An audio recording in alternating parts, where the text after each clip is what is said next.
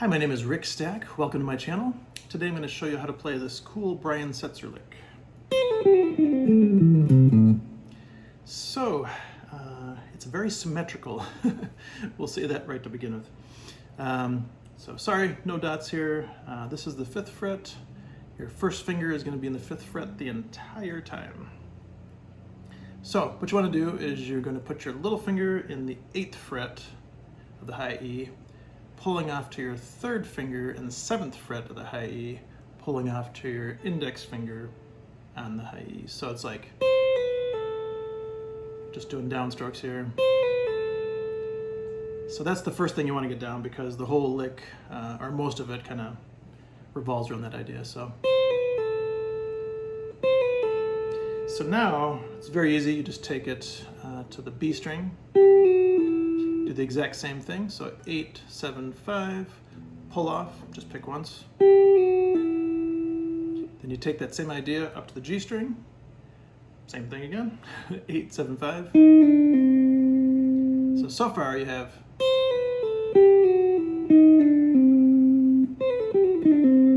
so that's even just a good, like finger exercise, I think. So when you get to the D string, you're going to go 7, 6, 5, pull-offs again. Then you go to the A string, do the exact same thing. So, and then at the end, I would just pick the last two notes, 8, 5. So kind of slow the whole thing through would be.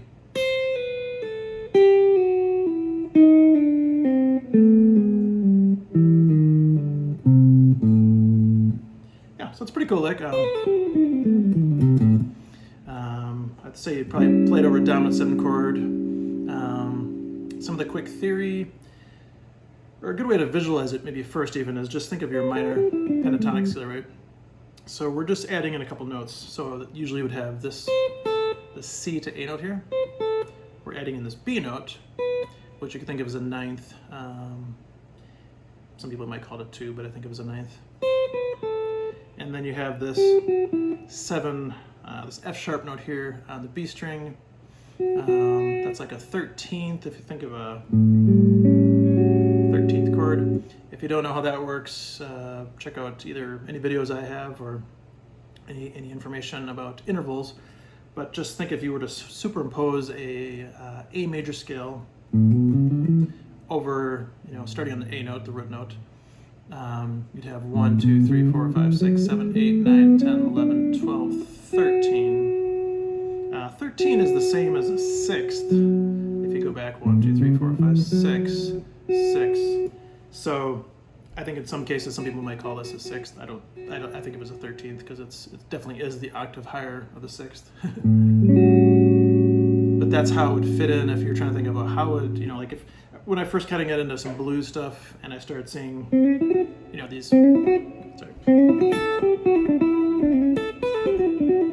like these notes here, I was confused. I thought that doesn't fit in minor pentatonic. It's actually in the major pentatonic too, and I don't want to go too far into that because there's like a couple ways you could look at this. That would actually be the simpler way to look at it. If you did the A major pentatonic scale, you would have these two notes here, this F sharp and this B. But for now, let's just keep on the interval idea. So you're adding in the 13th and the 9th from before.